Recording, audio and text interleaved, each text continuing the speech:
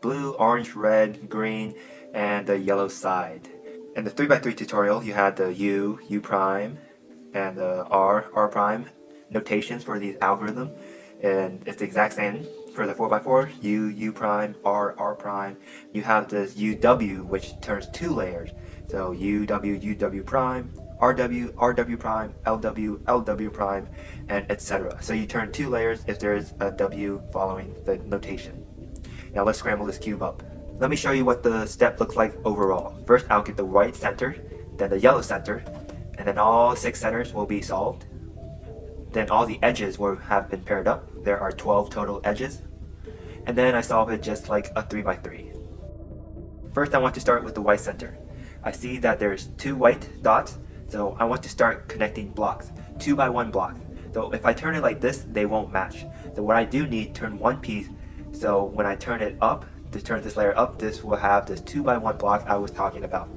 And once I have that, I'll make another 2x1 block with the white piece.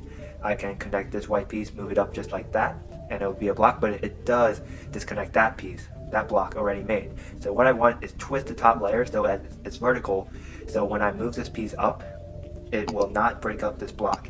So now there's one block right here and one block right here. Now to connect them, I want to move one so that it faces like that, and then just simply connect them like that.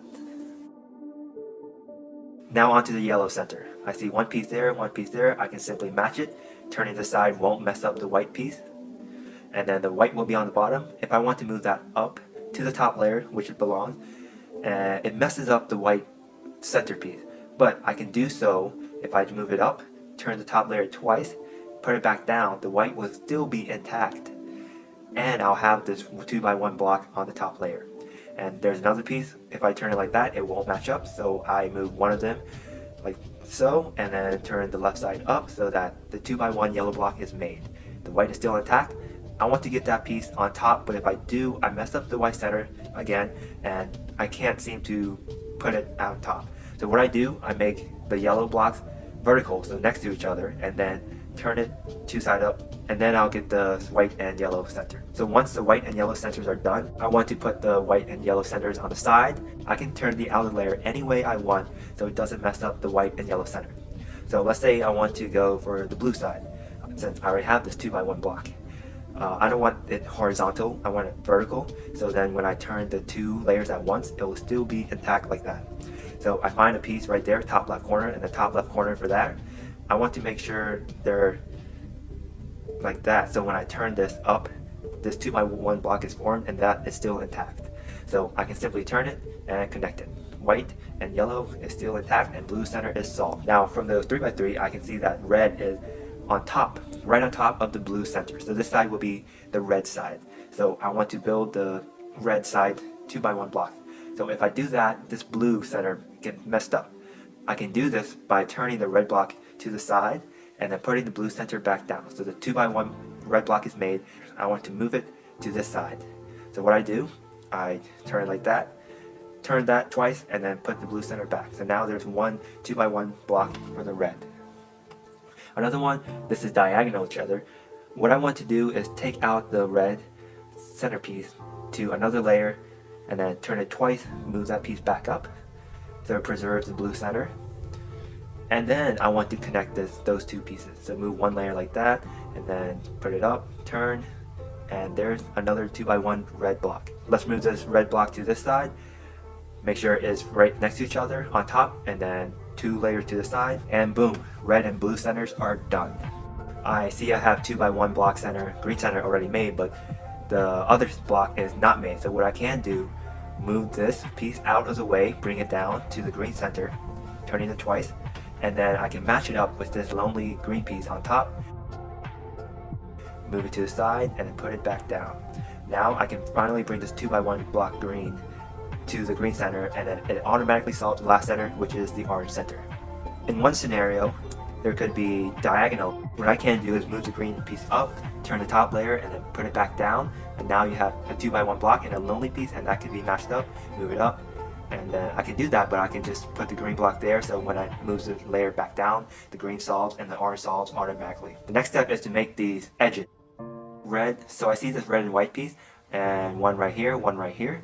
I want to move this to the same layer, like that. So it's directly across from each other horizontally. You don't want two on the top or two on the bottom. If you do, you can just simply move it out of the way to the top layer or bottom layer and then put it back, and then you rotate it back to that layer. And notice how if I just move the outer layers, it won't mess up the centers at all. Now I have the red and white. I can turn two layers and mash them together so they connect and move it either to the top or bottom layer. So if I move it to the top layer, I have to replace another piece and then move that layer back down before unslicing the center, the middle centers. So now I have the red and white. Keep doing this for all the centers. And this is red and yellow, one right here, and then I want to get this to the same face horizontally right across from each other. So when I make this middle slice, it connects the two pieces like that, and then I move it to the top layer, bring an unsolved piece in place, put the layer back down, and then unslice it. Sometimes there may be a finished edge piece in the middle layer, but when you slice it, it gets messed up. You replace the piece with a new piece, and then when you unslice it, it gets put back together like that, so you don't have to worry about that. Another scenario may be if you have two edges and then you look at the top layer, they're all solved edges. You look at the bottom, they're all solved. There should be one in the middle layer. You can just move that up. So when you do slice it, this will be the piece, the edge to replace, like that. Now you should either have all the edge solved, or you could have two remaining edge that are left. If you have two remaining edge, you want them on the same layers. What you want to do is have them both on the front face. You are going to do this algorithm: DW, R, F prime, U, R prime, F, DW prime. And that will connect all the edges, and you will have all 12 edges solved. Green and white piece, it will correspond to the green and white edge on a 3x3, and etc. Now you will just solve it like a normal 3x3 Rubik's Cube. First two layers done. Now there are two kinds of parities that you will have to remember. One of them is the OLL parity. You could either have one or three yellow edges that are finished. You put this on the front layer, and then with this algorithm it will flip that edge piece. RW2, B2, U2, LW, U2, RW prime, U2, RW, U2, F2, RW, F2, LW prime, B2, RW2. And that flipped the yellow and red edges. Now as you solve the last layer, if there's two corner pieces that are flipped, a small r means turn only the middle right layer. So this algorithm is a small r2, U2, small r2, UW2, small r2, UW2. And that should fix it, and in this case we have a T-perm. There could be two edges next to each other or across from each other, and you would do this algorithm from any sides, and it will basically reduce the parity, and you will be able to solve it just like a normal 3x3 Rubik's Cube. Thank you for watching this video. I also posted my 2x2, my 3x3 tutorial. Hopefully my 5x5 tutorial will be coming out soon. If you have